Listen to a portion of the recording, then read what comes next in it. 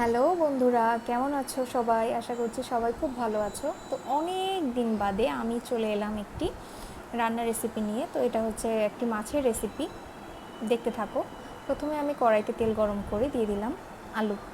আমাদের ঘরে সবাই আলুটা খুব বেশি খায় এবং আমিও খুব বেশি খাই আলুটা, ওই জন্য আর কি বেশি করে আলু দেওয়া। তো আলুগুলো আমি একটু ভালো করে ভেজে নিব।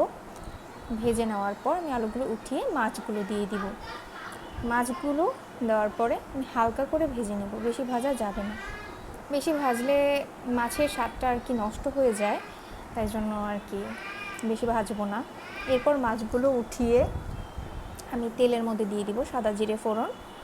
এরপরে জিরেটা খুব ভালো করে জিরেটা এভাবে হতেও একটু টাইম লাগে, ওই জন্য একটু জিরেটা ভাজা ভাজা হয়ে আসার পর আগের থেকে তৈরি করে রাখা মশলার পেস্টটা আমি তেলের মধ্যে দিয়ে দিব। দেওয়ার পর খুব ভালো করে মশলাটাকে কষাতে হবে। মশলা কষানোর উপরেই নির্ভর করে রান্নার স্বাদটা। তেল বেশি হওয়া বা ওরকম আসলে কিছু নয়, কষানোর ওপরেই নির্ভর করে। তো এরপরে আমি আলুটাও দিয়ে এই মশলার সঙ্গে খুব ভালো করে কষিয়ে নেব। এরপর এর সঙ্গে আমি অ্যাড করব জল। ঝোল ঝোল করেই করব, মানে একটু বেশিই ঝোল দেবো, ঝোলটা খাওয়া হয় আর কি, ওই জন্য। এরপর ভালো করে ঝোলটা ফুটে আসার পর মাছগুলো আমি ঝোলের মধ্যে দিয়ে দিব, চেওয়া মাছগুলো। তো 2-3টা বলক আসবে, বেশি না, তাহলে আবার ভেঙে যেতে পারে। লবণ মরিচ আমার আগে থেকেই দেখা হয়ে গেছে।